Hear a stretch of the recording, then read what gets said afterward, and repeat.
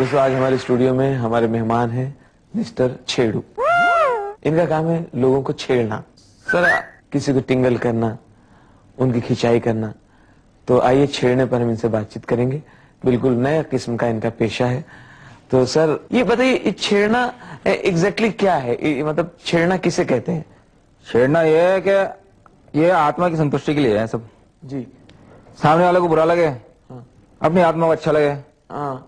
जिसको मन किया छेड़ लो, कुछ बोल दो, किसी को डार्लिंग बोल दो, किसी को बोले क्या आइटम है, क्या चल रही है, ये सब करना है। जितनी बदतमीजी की बातें हैं आप बड़ी आसानी से लेते हैं इनको। कोई बदतमीजी नहीं है, ये तो हमारी प्रथा है, कई 100 सालों से ये परंपरा चली आ रही है।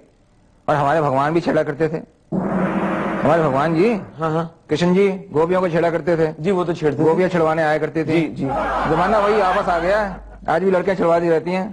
अच्छा, हमारा भी नाम भी गोपीनाथ छेड़ा है। गोपीनाथ छेड़ा जी। हाँ। अच्छा गोपीनाथ छेड़ा जी बताइए, ये जो छेड़ने का काम करते हैं उस पेशे में है, ये कब से कर रहे हैं आप? ये तो बहुत साल से कर रहा हूँ। वैसे मैं पैदा हुआ था छेड़ता हुआ, पैदा हुआ नर्स को छेड़ा। अच्छा। हाँ, पैदा होने के बाद घर पे आया, घर पे आया सीधा वो तेल लगाने वाली भाई आती है उसको छेड़ा। भाई आती है वो। स्कूल गया टीचर को छेड़ दिया। ओह, जहाँ भी गया छेड़ा छाड़ी चालू रही मेरी, मतलब ये मेरे खून में ही है। जी जी। अगर इसमें मैं पूछूं कि ये छेड़ने की प्रेरणा आपको कहाँ से मिलती तो आप क्या कहना चाहेंगे? ये प्रेरणा तो सामने वाले से मिल जाती है, ऐसी कोई बात नहीं। नहीं, मैं तो ठीक हूँ, मैं आई एम ऑलराइट। नहीं आप तो ठीक है, वो प्रॉब्लम आपकी नहीं है, जी। प्रॉब्लम हमारी है। बहुत देर तक नहीं छेड़ता हूँ तो काम कुछ होता है बॉडी के अंदर। जी जी, कंट्रोल करें, लोग देख रहे हैं इसलिए। ये प्रेरणा, आपने प्रेरणा की बात की जी। प्रेरणा यानी कि प्रेरणा का स्रोत क्या है? जी, स्रोत ये ऐसा है कि प्रेरणा हमें मिली हमारे पूज्य दादाजी से, नथुलाल छेड़ा जी। जी। ये हमारे छेड़ा एंड छेड़ा कंपनी के प्रोपराइटर थे। जी जी। तो ये दादाजी ने ये बहुत शुरू से छेड़ा करते थे। एक्चुअली हमारे दादाजी फ्रीडम फाइटर थे।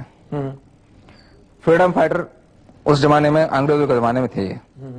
तो ये एक्चुअली इन्होंने क्या हुआ था कि एक अंग्रेज की मेम को छेड़ दिया। अंग्रेज की मेम को छेड़ दिया? अच्छे से छेड़ा, जम के छेड़ा। क्या फैमिली है आपकी? 3-4 बार छेड़ दिया उसको। जी जी। और उसके बाद अंग्रेज ने दादाजी को फांसी चढ़ा दी, एकदम फांसी।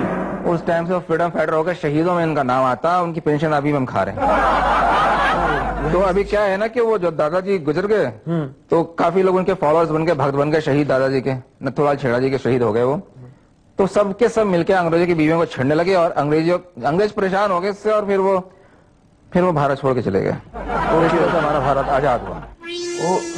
आंख संभालें, आपकी आंख बार बार हिल रही है। नहीं, वो तो खानदानी है, वो तो हिलती रही। इसको आप कंट्रोल कर लें, कोई सी बात नहीं, इंटरव्यू तक कंट्रोल कर लें, क्योंकि मुझे बाद में जवाब देना पड़ता है कि आप किस गेस्ट को लाए थे और क्या बातें हो रही थी। नहीं, जवाब तो मैं दे रहा हूँ, फिलहाल आप चाहिए क्या? जी जी, हमारे ऊपर भी जवाब देना पड़ता है। तो इसमें नंबर तो लग जाता है। जी जी। इसमें चप्पलों का क्या रोल है? चप्पलें सुना खानी पड़ती है? बहुत बड़ा रोल है जी इसके अंदर। चप्पलें तो हमारे क्या है ना कि खानदान में सबने खाई है। चप्पलें तो खाना बहुत बड़ा, मतलब हमारे घर में किसी ने चप्पलें ना खाई है तो उसने क्या छेड़ा तो क्या छेड़ा। अच्छा। हमारे मामा जी ने चप्पलों की दुकान खोल ली छेड़ के। अच्छा, इसमें मैंने सुना है कि जमाने ने बड़ी तरक्की की। आप ही का कहीं लेख पढ़ रहा था, उसमें आपने लिखा था कि छेड़ू पत्रिका पढ़ी होगी आपने? जी, छेड़ू पत्रिका के आप संपादक हैं। जी। उसमें आपने लिखा है कि पहले वो लड़कियां चप्पलों से मारती थी जिनको आप छेड़ते थे, अभी वो लड़कियां आपको चप्पलों से मारती हैं जिनको नहीं छेड़ते हैं। आजकल के 4-5 लड़के जा रहे हैं जी, फर्स्ट क्लास आइटम में जा रही हैं। हाँ। कोई साड़ी में, कोई सूट में, कोई स्कर्ट में, कोई जीन्स में, अच्छी आइटम में जा रही हैं। आपने एक को छेड़ दिया, एक अच्छी लग गया आपको, एक को छेड़ दिया आपने। क्या जा रही है माधुरी दीक्षित? आप एग्जाम्पल ना दें। कैसी लग रही हो? नहीं, आप उदाहरण पलट कर देख, एक नजर। आप उदाहरण के बगैर बताएं। वैसे उदाहरण नहीं है, ये हमारे धंधे को उसूल बता रही है, ये डायलॉग्स हमारे।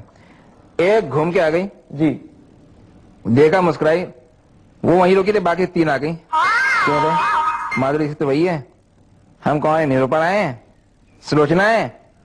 उसमें क्या होता है ना, पड़ जाती है। आपके काम में भी काफी रिस्क है, बहुत रिस्पेक्ट बहुत बड़ा, फिर उन तीनों को खुश करना पड़ता है। बोले पहले छेड़ो, वो खड़ी होके वहाँ छिड़वा लेती है, सुकून मिल जाता है दिल को कि हम भी छेड़ने जैसी है। कॉम्प्लीमेंट सही तरह से लड़कियों के लिए। जी जी जी। ये तो हम जानते हैं छेड़ने वाले की होता क्या, ये जो है ना। अच्छा, आप और कुछ काम करते हैं या यही मतलब बुरा मत मानिएगा? नहीं, हमारा वैसा क्या है, प्रोफेशन आजकल बढ़ गया है। क्यों क्या है कि सिर्फ अकेले छेड़ने में कुछ हो नहीं जाता। अब हम लोगों ने इंस्टीट्यूट बना लिया, छेड़ा कोचिंग इंस्टीट्यूट। अब हम है ना कोचिंग इंस्टीट्यूट में छेड़ने की विद्या सिखाते हैं। अच्छा, इसमें आप लोगों के इस पत्रिका में क्लिंटन का नाम आया था, वो क्या चक्कर था? क्लिंटन ने तो क्रैश कोर्स किया था। अच्छा। हाँ, वो तो कॉरेस्पॉन्डेंस कोर्स किया था हमारे यहाँ से, क्रैश कोर्स किया था 10 दिन का, और उसने मोनिका को छेड़ा था, लेकिन वो गलती हो गई थी। क्रैश कोर्स किया था, मैं पूरा कोर्स करना चाहिए था, मैंने बोला था उसको। और यहाँ पे क्या है कि ये जो है ना अपना ये आजकल के CEO, corporate sections, bosses secretary को कैसे छेड़े, हम बताते हैं कि सेक्रेटरी को कैसे छेड़े कि सेक्रेटरी कुछ ना कर पाए आपका, ये स्टाइल हम बताते हैं। अच्छा। हाँ, पुलिस वाले लड़कियों को कैसे छेड़े। प्रोफेसर, आंख आपकी बार बार दब रही है, और क्या ऑडियंस लोग देख रहे होंगे तो कई बार हमारे ऊपर रिपोर्ट हो जाती है। जी आप कुछ कह रहे थे। भाई ऑडियंस से मेरी रिक्वेस्ट है, मेरी आंख पे ना जाए, ये जो है इसका कनेक्शन यहाँ से है, हर धड़कन के साथ ये झपकती है। सो ये हमारा दिल का मामला है, प्लीज आंख को आप बुरा ना माने। तो मैं कह रहा था कि हमारा इंस्टीट्यूट जो है आजकल काफी मतलब ऑथराइज हो गया है, ये नॉन गवर्नमेंटल ऑर्गेनाइजेशन हो गई, एनजीओ जिसको कहते हैं। तो इसके अंदर क्या है ना, आज आप जाएंगे तो पुलिस के महकमे के अंदर भी ना कितने छेड़े गए, वो आते थे पहले 50 छेड़े गए, 100 छेड़े गए, लेकिन अब क्या है, जब से हमारा कोचिंग इंस्टीट्यूट चला है ना, कम से कम 1000 छेड़े गए, 1500 लड़कियों को छेड़ा गया। तो इससे ना हमारा जो है सीना फुल जाता, चौड़ा, तो हमारा नाम जो है ना, दादा का नाम हम लोगों ने रोशन किया बहुत। अच्छा, मैं चलिए आप ही की बात को आगे बढ़ा रहा हूँ। आपने अपने किस्म का बड़ा नया पेशा अख्तियार किया है, जैसे कि भाभी देवर में छेड़खानी चलती थी। आप इसको क्या कहेंगे? देवर और भाभी के बीच में जो छेड़खानी होती है, हंसी मजाक होती है, इसको आप क्या कहेंगे, किस तरह से? ये तो खानदानी है, ये तो हर घर के अंदर है पेशा। लोग तो कहते हैं कि भाई भाभी से नहीं करनी चाहिए, भाभी तो मां समान होती है। हाँ, भाभी मां समान होती है कहते हैं, बराबर है, लेकिन भाभी भाई के बच्चों की मां समान होती है। और किसी की मां समान नहीं होती है।